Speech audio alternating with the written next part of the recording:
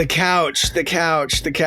Here's the funny thing. I'm like the couch guy, right? Any of your Spartans, Joe, who are trying to tell you that they don't hang out on their couch, they're liars. It's not like Joe Sena doesn't have a couch in his house. Come on. You and I are definitely anti-couch in the way we live, even though I'm selling couches. And I think that people would do well to spend less time on the couch, but maybe better time on the couch. Welcome to the Hard Way podcast with Joe Sena, founder and CEO of Spartan Races. We're teaching you how to overcome your obstacles in your life the same way we teach our 10 million plus Spartans to overcome obstacles on the course, with insight from the smartest, most accomplished experts from every corner of the world. Get ready to elevate your life today. Joe Sena here, CEO and founder of Spartan and host of the Hard Way podcast. Got my good buddy Shawn Nelson on. He's the founder of Lovesac. We've become fast friends. I think he's a genius. Let's see. We're going to talk about all things hard, building 25-year-old businesses that are overnight successes. Welcome, sir. Good to be with you. What's the story? This overnight success, Lovesac. How'd you do it? Oh, man. Yeah. It's an overnight success just like yours, but probably more ridiculous because, giant beanbags are everybody's expectation when they think of like a meteoric business rise. No, I made a big beanbag in college. People thought it was cool. It became my side hustle. Kind of made it in my parents' basement for a number of years. We opened a store back in 2001 called Lovesac in a mall. And that's after we did kind of a giant order for a retailer and couldn't get any more big orders. So we stumbled our way into stores. That worked. And fast forward many, many years, we've been through every kind of up and down. Won $1 million on TV with Richard Branson, went Chapter 11, start over in 2006, rebuilt the business from a dozen locations now to 280 around the United States, and have become probably the most successful couch company. We now sell mostly couches. We have these really cool couches you've seen on TV that you can arrange and rearrange. They can be with you the rest of your life. They have sound systems in them, all this crazy stuff. We've evolved. And now we're trying to build a brand that's here for 100 years. What's crazy is the couch business is so archaic. You think about it, you go out and you spend $3,000 or $4,000 or $5,000, whatever it is on a couch, and then your dog goes on it, stains the couch. You can't get the fabric anymore. The thing where you don't even know where it was purchased. Yeah. My grandmother used to put plastic over the couch. Right? We couldn't even sit on the couch, right? It had to, it was like totally. A family treasure. So it's pretty cool that you cracked the code and created a couch that lasts the test of time, basically, right? You can buy new fabrics. That's what we've evolved into, is what we call designed for life. It's our whole philosophy, and it essentially means things that were built to last a lifetime, but also were designed to evolve with you as your life changes. So it can grow and change and rearrange and stand up to the dog, babies, kids, pets, real life. So you just don't have to worry. And that lifts a little bit of stress out of your life. We allow you to change the fabric. It can change styles. It can evolve with you as, everything changes. Your family grows, shrinks, get divorced, split it in half, whatever. It will evolve with you. And this philosophy now drives all of our innovation. Believe it or not, we have a lot of things cooking, and we believe that people can buy better stuff and ultimately buy less. And that's led us to this whole purpose. So it started as a beanbag company just trying to survive, has evolved to an absolutely purpose-led company that drives true sustainability, stuff that actually sustains. And we're super proud of that. But let's talk about the 800-pound gorilla in the room here. Do we really want people on couches? The couch. Here's the funny thing. I'm like the couch guy, right? But I just came in from surfing. Like I am anti-couch as a couch guy gets. But look, we all got to recover. We all got a real life. Like any of your Spartans, Joe, who are trying to tell you that they don't hang out on their couch, they're liars. Like they're liars. They may be plenty active. It's not like Joe Sena doesn't have a couch in his house. Come on. No, it's true. We do have a couch. I had to get some fabrication done on our couch. We put in rusty nails sticking straight up, so it's kind of like a bed of nails couch. Yeah, right. I don't believe it. So no, I think you have to earn your couch, and that's what you just said, right? You go out, you go surfing. I think you got to earn your time on the couch. I think a lot of people they've been taken over by the couch. That's the problem. I think we all have to fight the urge. So here's the couch guy. Number one selling couch in the United States. You have to fight the urge to spend too much time on the couch. And, I being the couch guy, I do all my podcasts, all my interviews. I spend my day on this Sactionals. I'm proud that it's 16 years old. It's older than all my kids. It's evolved. It's on its 10th set of covers. But in reality, the minute that I get done with this interview, I'm off doing something. The minute I don't have to be here, and my kids, we end up sometimes, watching a movie at night or whatever, but otherwise it's go, go, go, go, go. Dirt biking, surfing, ride the beach, do something, act right. They just got done with self-defense lessons on the roof. Like, you and I are definitely anti-couch in the way we live, even though I'm selling couches. And I think that people would do well to spend less time on the couch, but maybe better time on the couch. You just gave me an idea, because I know you do really advanced thinking around your product offerings. What if we had like some sort of a buzzer on your couch? Like if you sit too long, it kind of starts shaking. The one I've wanted to do for years is the ejector seat, kind of as a joke, kind of as like a social media thing. But I think it'd be really cool. Like you see these airbag pranks, where people put like the airbags out of cars and launch their friend into the ceiling. I think there's definitely a place for it. I like it. I mean, look, our brains, Shawn, I don't know if you know this, but because of the podcast, I got to talk to a lot of neuroscientists, neurosurgeons.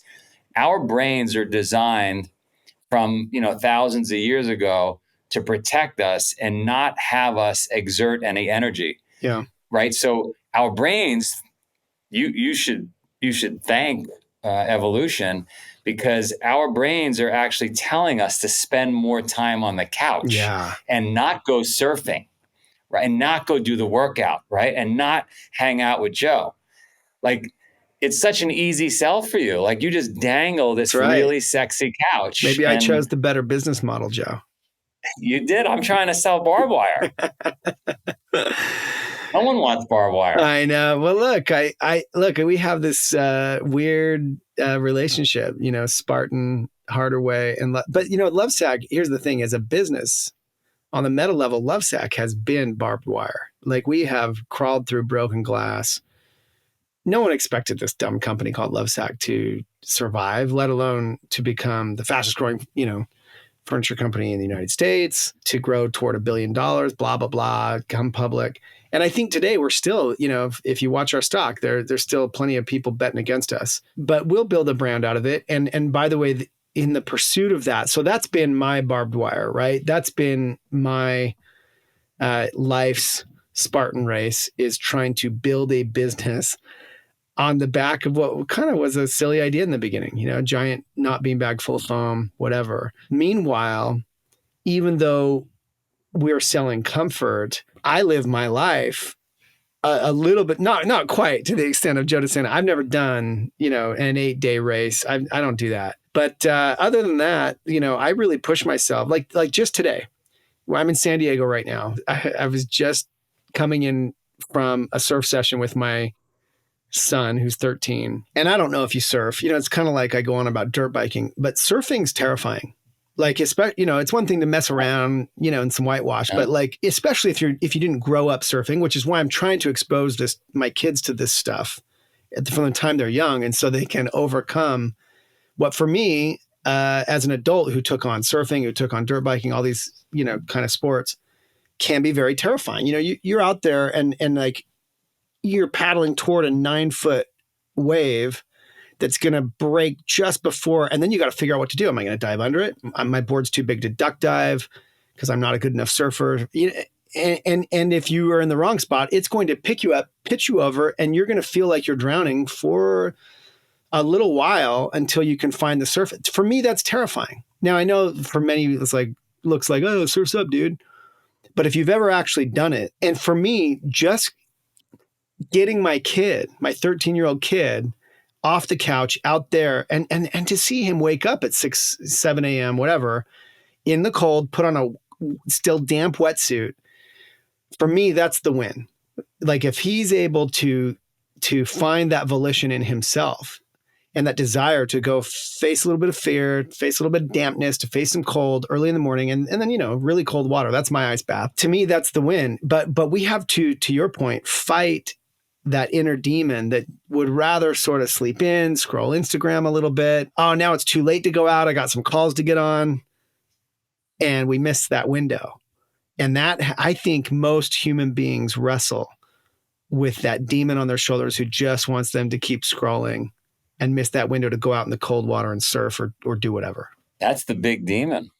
But by the way, I agree with you on surfing, but that's the big demon. That has all the punch because we're wired that way. So really it's an uphill battle. If you could rewire your brain to do more of what you're doing, like if the rest of us could, that's a huge win in life, right? If you spend less time on the couch, you could still buy the Lovesac. You could have it sit in the living room. It's a piece of art, basically. Just don't use it too much. Just don't use it by the way, this is the Lovesac guy saying out loud, don't use it too much. But when you do use it, make it count, make it comfy. So we should run an ad. I could be like the most interesting man. I could say, I don't sit on a couch much, but when I do, it's a Lovesac. When I do, it's a Lovesac. That's perfect. I'm Shawn Nelson, and I support this message. I totally believe that we should not spend too much time on the couch, that we should fight our inner demons that want us to just be lazy and keep scrolling. And here's one tactic that I've observed in my kids. If you can just get them good enough, and this applies to you, if you can just get good enough at something. So in your case, like Spartan race, like the first time you go do a Spartan race, man, first of all, it's scary because you've heard stories or you've watched videos or you've heard of whatever, and you don't know what could happen. But as you know, even the death race, people finish it and first timers finish it. They just got to keep going, right? And you know that many of them were terrified. But if you can just get good at something, and that's by pushing. So here's what I did. When we moved out to San Diego and spent a year here, because we're from Utah, we're landlocked. And it was so cool. My kids made a pact with me that they would go surfing 100 times. And it was challenging because, it's one thing to do it in the summer when the waves are small and the water's a little bit warmer, but to do it throughout the whole year, and it doesn't sound like a lot, but if you really think 100 sessions, that's 100 times getting suited up. That's 100 times waking up early. That's 100 times. And you have to push yourself, even on the flat days, even on the big days, to paddle out. By the time it was interesting, by the time we reached 50, the first 50 was hard. It was like pushing themselves. They were scared. There were times when they got washed out and kind of upset. They didn't want to go again. But once they got to 50, they were good enough to begin enjoying it. But it took 50. And people think like, oh, I go on vacation, I surfed a couple of. It took 50 times before they started wanting to wake up, and I didn't have to wake them up, and they were dragging me out of bed.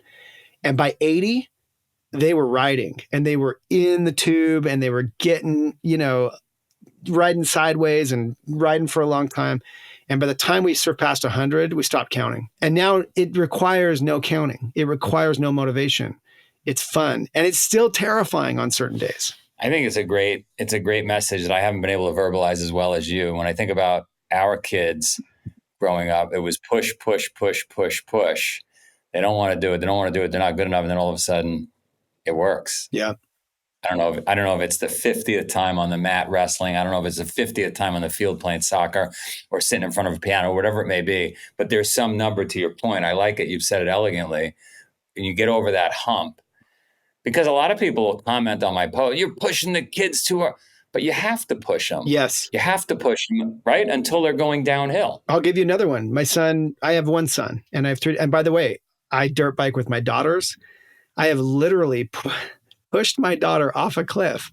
When you're dirt biking's scary for kids because you can't ride it with them. Like a side-by-side, you could sit next to them, you could coach them, whatever. You can't really ride a dirt bike for someone. And so I have, in order to train them, because on a dirt bike, you're not going to ride fun stuff until you can drop off of little cliffs. Like you just have to drop off them and it'll be fine. I promise. Like as long as you know where your brake is and you use your rear brake and not your front.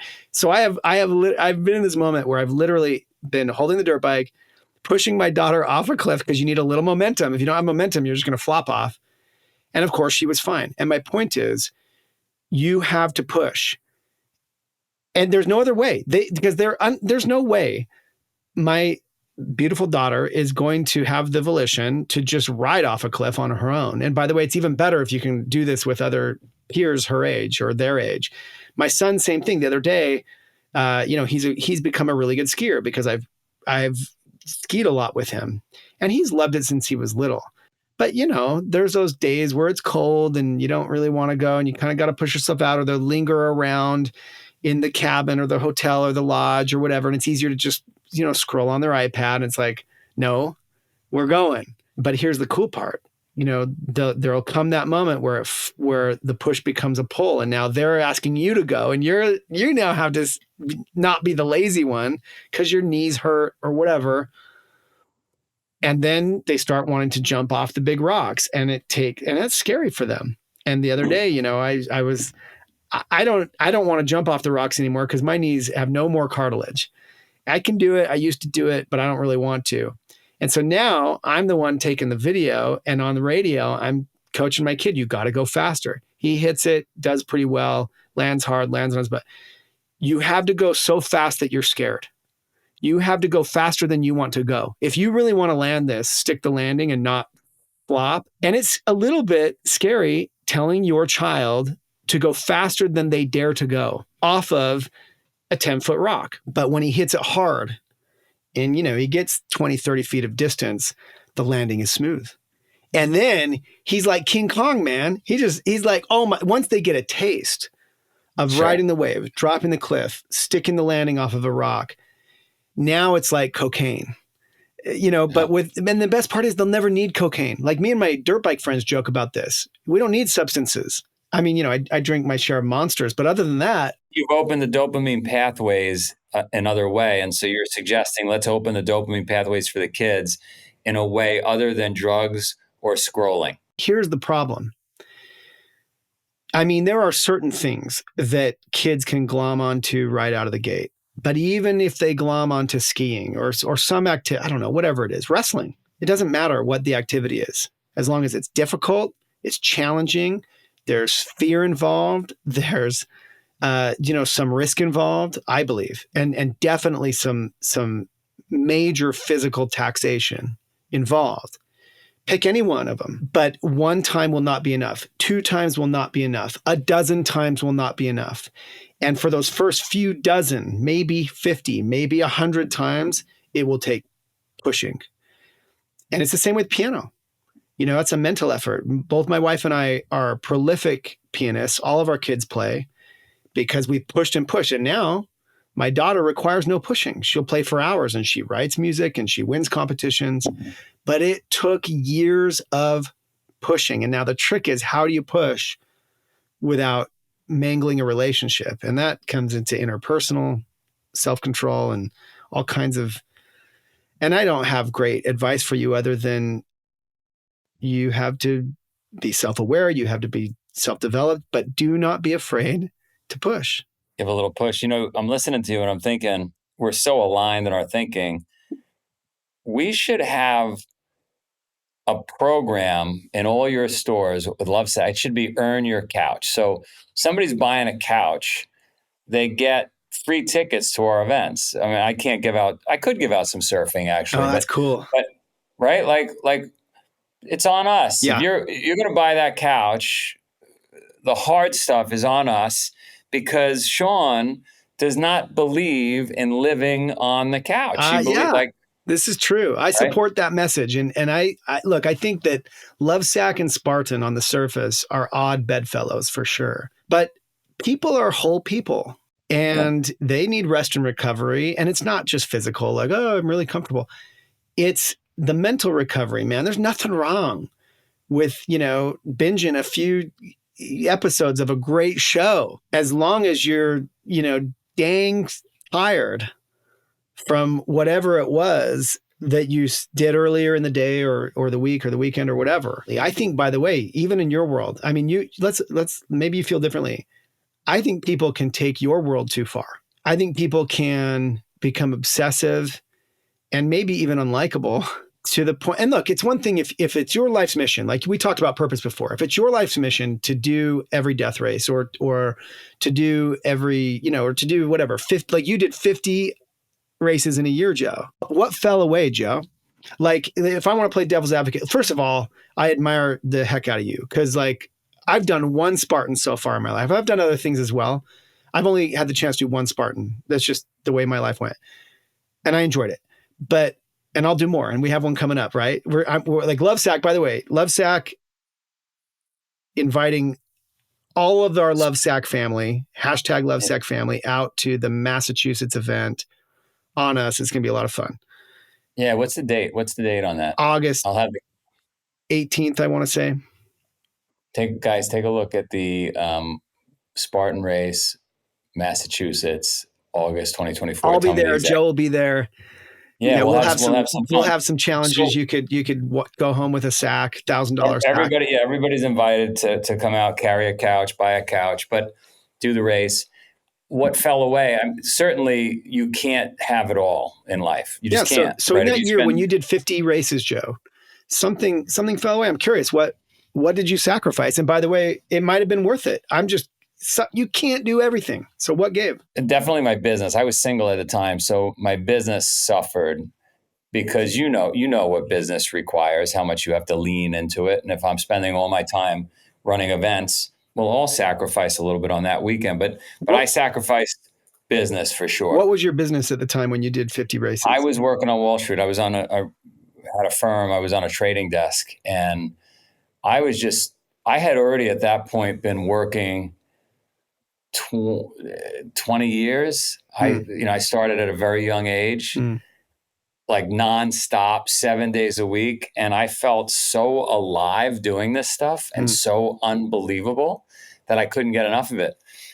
You are correct. I had my brain checked recently and they said, "Oh, do you have an opioid addiction?" I said, "I haven't taken a drug my whole life," but that was my drug. Endurance was my drug. 300 burpees in the morning was my drug. Everybody's got something.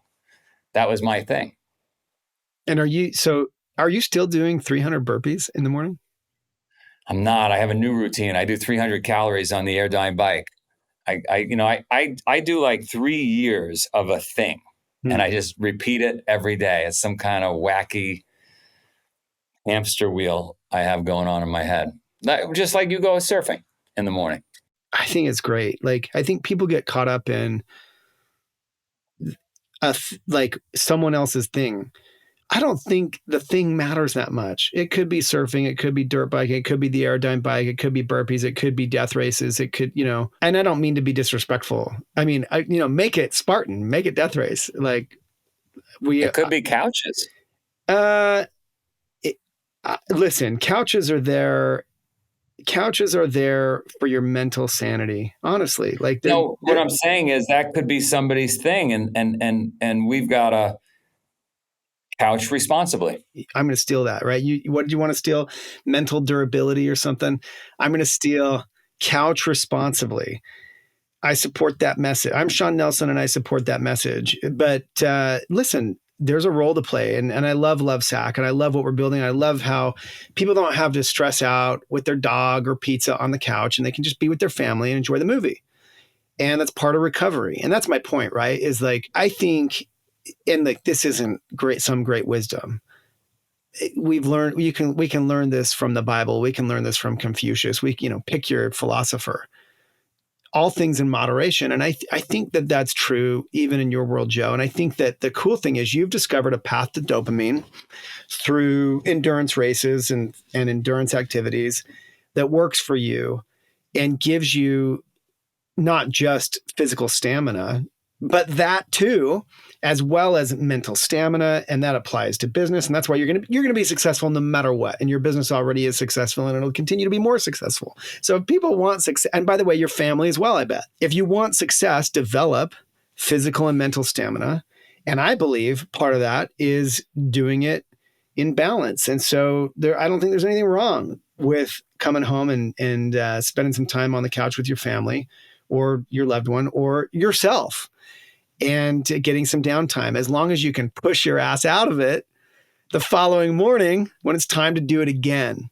I was just thinking we could tell our audience, our community, spend one less hour training and have an hour recovery on the couch. And we could tell your community, spend one less hour on the couch Spend and one spend less an hour hour training. couching.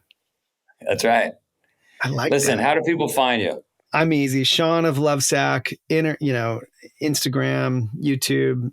I have my own podcast that Joe was on just an episode or two ago. Took us to first in entrepreneurship. It's called Let Me Save You 25 Years. Same as my book that just came out, Let Me Save You 25 Years. Check it out. Great people like Joe dropping wisdom all the time. We're having some fun. All right. Well, I'm going to see you hopefully sooner, but we'll be at that race together in the Boston area. Everybody's invited out. You're going to have Lovesac shirts. They could wear the shirts. We'll bring out some couches. We'll have some fun. Absolutely. Mass Spartan on Lovesac/Spartan the 18th or something, 17th, 18th of August. I'll be there. Joe will be there. Lovesac will be there. Take home $1,000 sack if you can carry it through the event. We'll talk about it. Awesome.